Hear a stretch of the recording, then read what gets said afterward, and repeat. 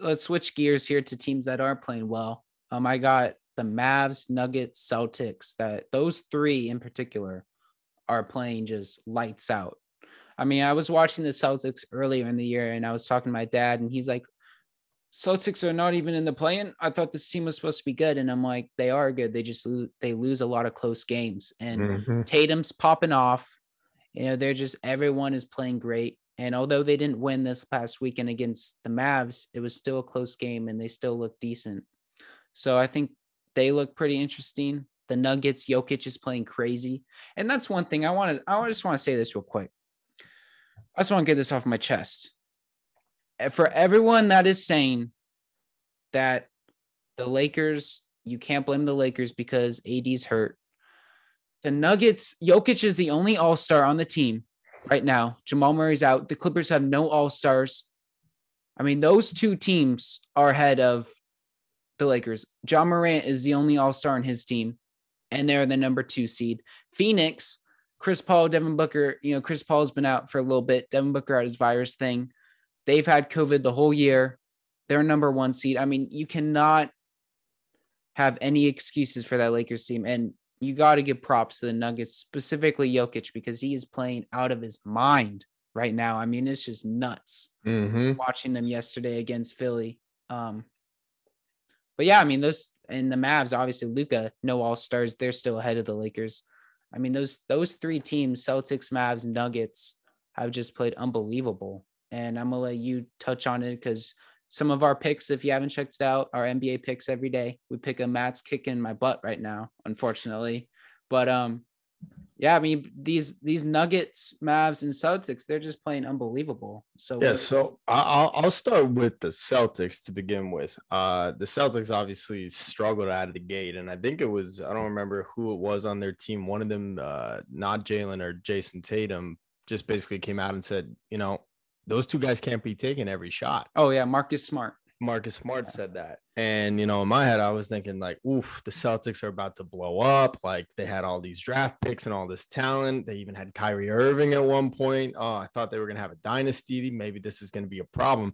And look how they've turned it around, 5th in the Eastern Conference. And you know what, man, they're taking care of business against the teams they should be beating. The Charlotte Hornets, the Hawks, who, obviously haven't been what we expected them out of them this year, the Pistons, but they're also beating the teams that are, supposed to be some of the better team in the Eastern Conference, like the Brooklyn Nets. They beat them twice in the last 2 weeks now, or 3 weeks. So, I mean, it's really, they even smacked Philly by like 50 points back in February. So, I mean, it's really coming together for them. Obviously you have Jason Tatum, Jaylen Brown, but the rest of the squad there, like just of good role players and guys that know their job, that can knock down threes, that play defense, all those things, run the court in transition, things the Lakers that we talked about earlier don't have. They're just a well-rounded team. And that's the same that is true about the Nuggets and the Mavs. I'll start with the Nuggets. They, to me, are probably, of these 3 teams, the team that I have the least amount of faith in when it comes to the playoffs, though. Now, I will say this. Jokic is an absolute stud. He's probably going to win. I don't know. Do you think he's going to win MVP again this year? I think he could. I mean, it's going to be close, but I think definitely this past week, 2 weeks, he's definitely outperformed Embiid, who's what most people think as the front runner or co-runner with Jokic right now. So it's looking like it could be Jokic again. Yeah. Okay. So pretty close between those two. The thing about the Nuggets is, I don't know, there's just not that like aura about them. And maybe that is kind of where like I shouldn't get too hung up on them not having like other all-stars on the team, but come playoff time, you got to have that superstar that can take over the game. But sometimes you also need that next level guy to also take over in case Jokic is getting doubled or just having an off night. And I'm not so sure I have someone on that team that really could be that person. I mean, if you look at some of their last couple of games, the Nuggets have beat the Rockets, the Pelicans, the Kings, the Raptors, a lot of pretty simple, easy wins for them that they should be winning. They did beat the Warriors a few weeks ago. I think it was last week, actually. But then they also lost to the Warriors just a couple of days later. So they split that. And then, yeah, great win for them yesterday against the Sixers. I don't want to say that because they really hurt me on my picks. But I'm not so sure they're a dominant team that can go very far in the playoffs. Like, it's just for me, I don't know if it's like just the energy around them, but something about it for me, just I'm not so sure. But the Mavs, I don't know. Let me get your opinion on this. Do you think that trading Kristaps Porzingis was like a big revelation for them? Do you think that's why they're like coming together as a team now? Was he like a cancer in that locker room, you think?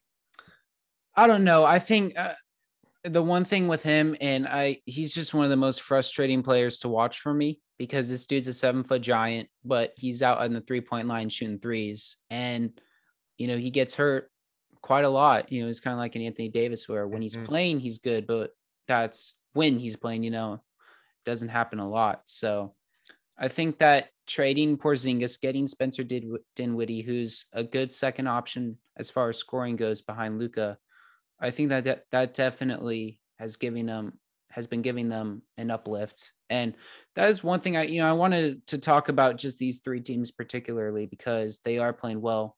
But I think they all have something in common where they have a star or superstar in the making, but they don't have good enough role players to, allow them to make a deep playoff run. They'll do good in the regular season, but when it comes to the playoffs, the Mavs don't have that guy that they can lean on, when Luka's getting double teamed. The Nuggets don't have that guy. Jamal Murray's hurt. I get that. But right now, Aaron Gordon is not a second option, someone that I'm confident in. And same with the Celtics. I mean, Jason Tatum plays amazing, but Jaylen Brown and Jason Tatum are basically the same guy. They just look different. They play the same way. They play the same way. And if Jaylen doesn't have the ball, he's not going to do well, in my opinion.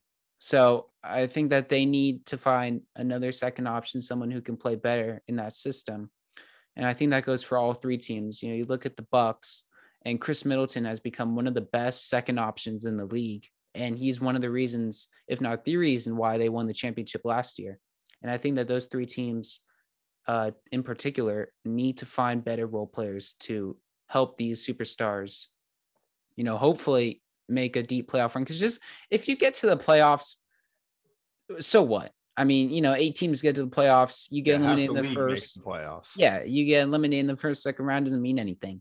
But they need to get better role players, better second option, third option players if they want to make deep runs. Mm-hmm. But they're playing good right now, so I gotta give them credit. But what do you think about that take I have right there? No, I mean, I'm with you. Like, I don't.